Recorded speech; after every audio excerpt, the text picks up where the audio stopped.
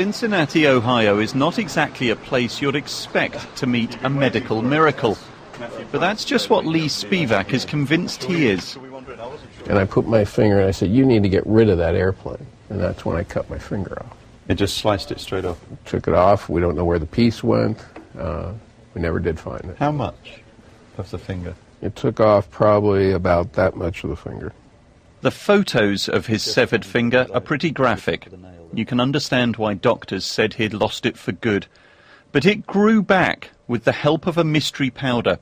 Nerves, tissue, blood vessels, skin, in just 4 weeks. Miracle man sprinkles miracle powder on his finger. They've even called it pixie dust. Exactly, they call it pixie dust. They sprinkle and it grew back. Right.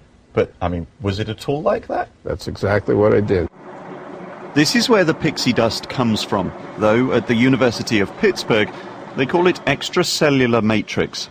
They scrape the cells from pigs' bladders, dry out the tissue, and form either sheets or powder.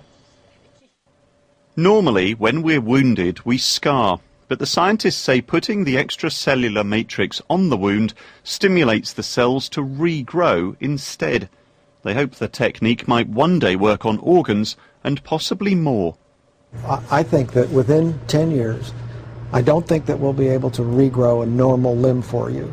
I do think, though, that we will have strategies that will allow us to reconstruct the bones and to promote the growth of functional tissue around those bones, muscle tendon units. And that is a major step towards the eventual doing the entire limb. That kind of talk has got the US military interested.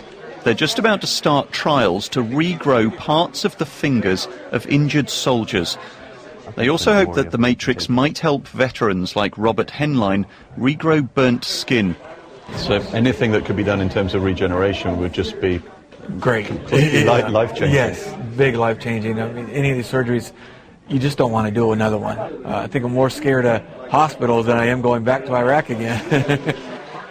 Like any developing technology, there are many unknowns. But here they believe that within the so-called pixie dust lies an amazing medical discovery. Matthew Price, BBC News, Pittsburgh.